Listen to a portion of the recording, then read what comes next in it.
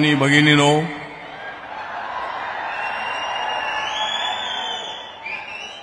Chhatrapati Shivaji Maharaj, Mahatma Jyotiba Phule, Bharat Ratna doctor Babasaheb Ambedkar आणि राजश्री शाहू महाराजांची घ्या तुम्ही आन. या सर्व महामानवांची घ्या तुम्ही आन आणि निवडून द्या संजय मंडलिक आणि धैर्यशील मानेंचं धनुष्यबाण.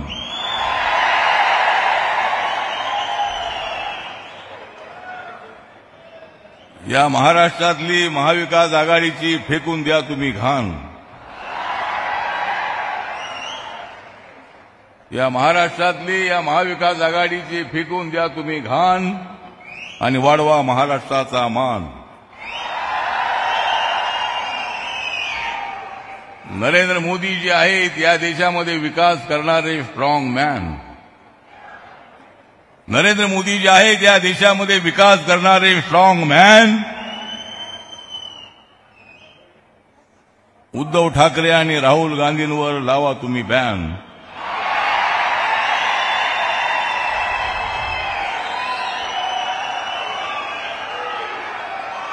मोदी साहेब थोड्याच वेळात येत आहेत.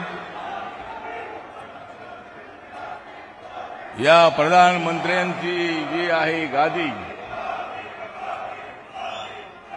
प्रधानमंत्र्यांची जी आहे गादी, त्याच्यावर 4 जून नंतर बसणार आहेत नरेंद्र मोदी.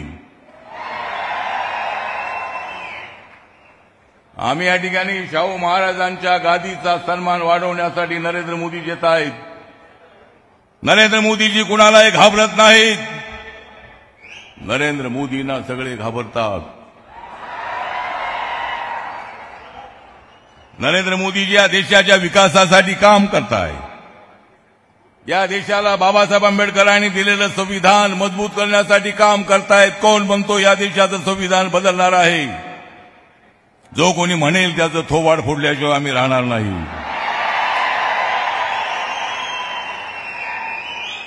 संविधान बदलण्याची भाषा करून समाजामध्ये फूट पाडताय. याद राखा, अशा पद्धतीचं तुम्ही वागणं तुम्ही करत असाल तर बाबासाहेब आंबेडकरांना मानणारा समाज नरेंद्र मोदींनी केलेल्या कामांकडे त्यांचं लक्ष आहे. त्यांच्यामध्ये किती गैरसमज करण्याचा प्रयत्न तुम्ही केलात तरी माझा समाज, माझा बौद्ध समाज, माझा दलित समाज, माझा आंबेडकरी समाज हा नरेंद्र मोदींच्या पाठीमागे ताकदीने उभा आहे सगळ्या देशामध्ये. कशासाठी समाजामध्ये फूट पाडताय? अरे कित्येक वर्ष तुम्ही केली या देशाची लूट. कित्येक वर्ष भ्रष्टाचार करून या देशाची केली तुम्ही लूट आणि आज तुम्ही समाजामध्ये पाडताय फूट. अशा पद्धतीची अत्यंत चुकीची रणनीती या लोकांची आहे. आणि म्हणून या ठिकाणी मी रिपब्लिकन पक्षाचा अध्यक्ष म्हणून, मी नरेंद्र मोदींच्या सरकारमध्ये सामाजिक न्याय खात्याचा राज्यमंत्री म्हणून या कोल्हापूर नगरीमध्ये मी आलेलो आहे. राजश्री शाहू महाराजांचा सन्मान करण्यासाठी. बाबासाहेब आंबेडकर आणि राजश्री शाहूंचे फार जवळचे संबंध होते. परंतु काँग्रेस पक्ष आणि या महाविकास आघाडीने आमचे शाहू महाराजांना या ठिकाणी तिकीट नाही द्यायला पाहिजे होतं. त्यांच्याबद्दल आम्हाला आदर आहे.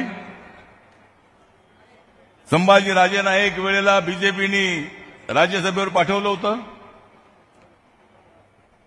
आणि अशा पद्धतीनं ठीक आहे, त्यांना उभं राहण्याचा अधिकार आहे. उभे राहा, उभे राहा, 4 तारखेपर्यंत उभे राहा. पण 4 तारखेनंतर तुम्हाला बसावं लागेल.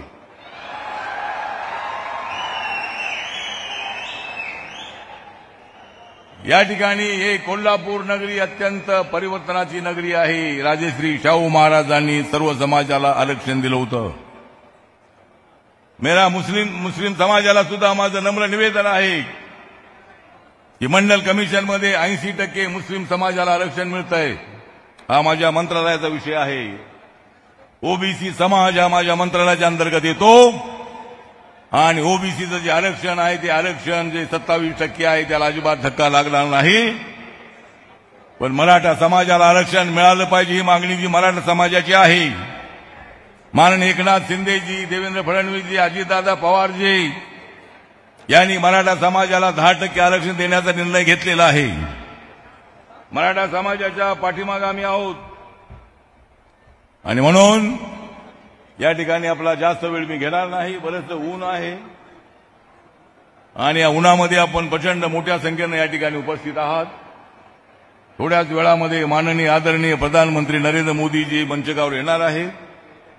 त्यामुळे आपल्या सर्वांचा मी जास्त वेळ घेत नाही, पण एवढंच सांगतो की माझा रिपब्लिकन पक्ष महायुतीच्या पाठीशी आहे. माझा रिपब्लिकन पक्ष देशामध्ये एनडीए सोबत आहे, नरेंद्र मोदींच्या सोबत आहे आणि 2024 मध्ये जी आता निवडणूक होते त्या निवडणुकीमध्ये तिसऱ्यांदा माननीय नरेंद्र मोदींना प्रधानमंत्री करण्यासाठी आणि मला मंत्री करण्यासाठी आपण सर्वांनी आमच्या पाठीमागे उभं राहावं आणि या 2 जागा आपण चांगल्या प्रचंड मताने निवडून आणाव्यात अशा पद्धतीची अपेक्षा व्यक्त करतो. आणि सर्व मान्यवर या ठिकाणी उपस्थित आहेत. मी काय कुणाची नावं घेणार नाही. मी सर्वांचे या ठिकाणी हार्दिक आभार व्यक्त करतो आणि माझे 2 शब्द संपवतो. जय भीम, जय भारत, जय महाराष्ट्र.